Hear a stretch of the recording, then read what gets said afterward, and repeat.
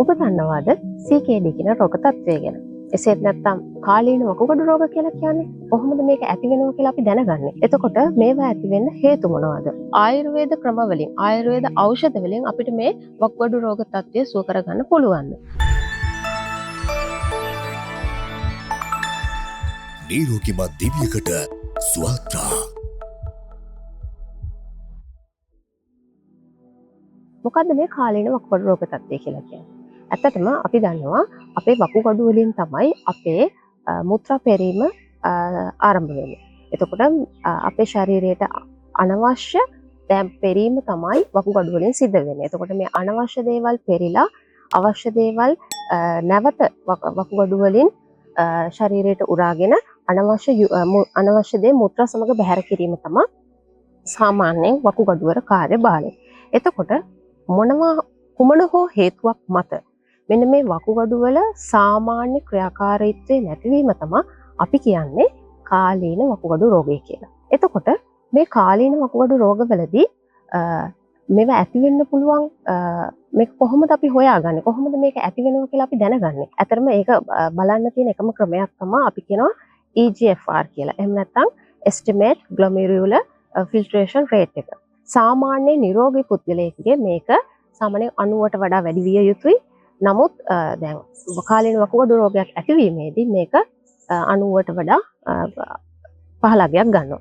එතකොට ඒත් එකම මේ සීරම් ක්‍රියේටිනින් ලෙවල් එක සාමාන්‍යයෙන් වැඩි වෙන්න පටන් ගන්නවා. ඉතින් මෙන්න මේ හේතු කාරණා දෙකින් තමයි අපි දැනගන්නේ අපිට මේ වකුගඩු රෝග තත්ත්වයක් ඇති වෙනවද නැද්ද කියන එක. එතකොට මේවා ඇති වෙන්න හේතු මොනවද? ගොඩක් හේතු තියෙනවා.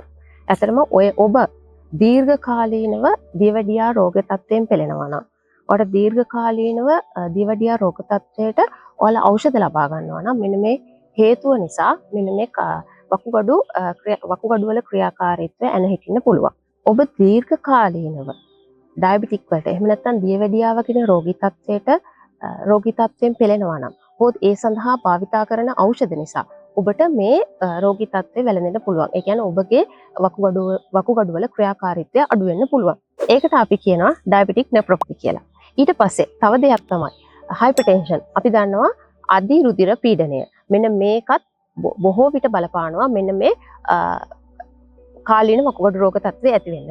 මොකද හයිපර්ටෙන්ෂන් ඇති වුනහම ඒවා මගින් මේ වකුගඩු වල තියෙන නෙෆ්‍රෝන්ස් වකුගඩු වල තියෙන සෛල වලට අපි කියනවා නෙෆ්‍රෝන්ස් කියලා. මෙන්න මේ නෙෆ්‍රෝන්ස් වල ඇති කරන පීඩනය නිසා මේ වකුගඩු රෝග තත්ත්වය ඇති වෙන්න පුළුවන්. ඒ වගේම තමයි මොකක් හරි කාලීනව ගොඩක් කල් ඉඳලා මුත්‍රාශය ආශ්‍රිතව මුත්‍ර මාර්ගය ආශ්‍රිතව මොකක් හරි ආසාදනයකින් පෙළෙනවා නම් ගොඩක් වෙලාවට අපි කියනවා ඒක අප යුරිනරි ට්‍රැක් එකේ තමයි මේක ඇති වෙන ආසාදන වලින් තමයි මේ කියන වකුගඩු රෝග තත්ත්වය ඇති වෙන්නේ. ගොඩක් වෙලාවට අපර් යුරිනරි ට්‍රැක් ඉන්ෆෙක්ෂන් එකක් නිසා ඒක දීර්ඝකාලීනව තියෙනවා නම් ඔන්න ඒකත් හේතුවක් වෙනවා මේ වකුගඩු රෝග තත්ත්වය ඇති වෙන්න.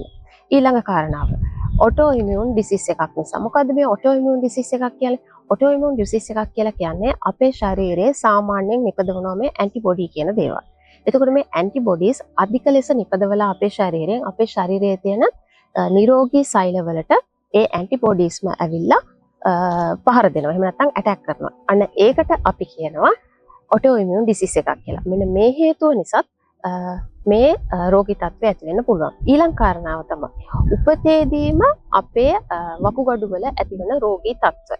එතකොට වකුගඩුව සමහර අයගේ වකුගඩු විවිධ විදිහට පිහිටනවා. ඒ කියන්නේ හරිම ඇනටොමියකින් නැතුව වෙන විදිහකට පිහිටනවා. සමහර වෙලාවට වකුගඩු වල තියෙන ප්‍රමාණයන් වෙනස් වෙනවා. මෙන්න මේ හේතු කාරණා නිසා මෙන්න මේ වකුගඩු රෝග තත්ත්වය ඇති වෙන්න පුළුවන්. ඒ වගේම ඊළඟ කාරණාව තමයි මේ මෑතකදී කතා කරපු මේ unknown CKD කියන එක. ඒ කියන්නේ හේතුවක් නැති දෙයක් ලෙස තමයි මේ CKD රෝග තත්ත්වය ඇති වෙන්නේ. ගොඩක් වෙලාවට පලිබෝධනාශක භාවිතා කිරීම නිසා ඒවා බැරලෝහ වගේ දේවල් අපේ ශරීරයට එකතු වීම නිසා මෙන්න මේ වකුගඩු රෝග තත්ත්වය ඇති වෙන්න පුළුවන්. මේ වකුගඩු රෝග තත්ත්වය ඇති වුණාට පස්සේ අපිට දක්නට ලැබෙන රෝගී ලක්ෂණ මොනවද? ගොඩක්ම මෙහිදී රෝග ලක්ෂණ පෙන්වන්නේ නැහැ. බොහෝ විට රෝග ලක්ෂණ පෙන්වීමක් කරන්නේ නැහැ. ඊට අමතරව ඔයාලට දිගින් දිගටම මුත්‍රා යනවා නම් මුත්‍රා යන ප්‍රමාණය වැඩි නම් නිතර රාත්‍රියේදී මුත්‍රා යාමට අවශ්‍ය නම් ඒ වගේ දේවල් මේකදී බලපානවා. ඊළඟ රෝගී ලක්ෂණය තමයි සමහර වෙලාවට අපේ මුළු ශරීරයම කැසීමට පටන් ගන්නවා. තව දෙයක් තමයි අපේ ශරීරයේ යම් ශරීරයේ අවපහ ගැන්වීම සිද්ධ වෙනවා. මෙන්න මේ රෝග ලක්ෂණ වලින් තමයි අපිට හඳුනා ගන්න වෙන්නේ මේක CKD ද එහෙම නැත්නම් කාලීන වකුගඩු රෝග තත්ත්වයක්ද කියලා. එතකොට ආයුර්වේද ක්‍රම වලින් ආයුර්වේද ඖෂධ වලින් අපිට මේ වකුගඩු රෝග තත්ත්වය සුව කරගන්න පුළුවන්. ඔව් ඇත්තටම පුළුවන්. මේ සඳහා අපිට ප්‍රතිකාර පද්ධතියක් තියෙනවා. මේ ප්‍රතිකාර පද්ධතිය අනුව තමයි අපි මේ වකුගඩු රෝග තත්ත්වය සුව කරගන්නේ. මේ සඳහා ඔබ ප්‍රතිකාර ලබා ගන්නට බලාපොරොත්තු වෙනවා නම් සුදුසුකම්ලත් ආයුර්වේද වෛද්‍ය වරයෙකුගෙන් ඒ සඳහා ප්‍රතිකාර ලබා ගත යුතුයි. දැන් ගොඩක් වෙලාවට අපිට මේ සඳහා භාවිතා කරන්න පුළුවන් ඖෂධ වර්ග විදිහට අස්වැන්න, පොල්පලා, හීන් එරෙන්චි, සාරණ මුල්, ගොකටු වගේ ගොඩාක් දේවල් අපිට මේ සඳහා පාවිච්චි කරන්න පුළුවන්. තව රණවරා, ඉරමුසු, බෙලිමල් ඒ වගේ දේවල් උනත් වකුගඩු රෝග තත්ත්වයට සඳහා ඖෂධ ලෙස භාවිතා කරන්න පුළුවන්.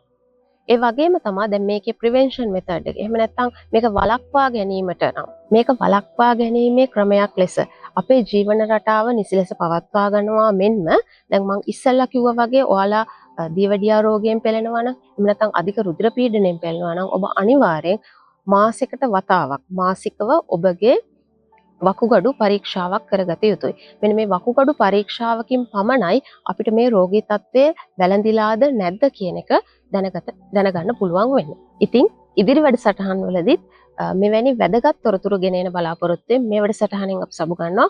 ඔබ සැමට සුවබර දිවියක්. නිරෝගීමත් දිවියකට ස්වාත්‍රා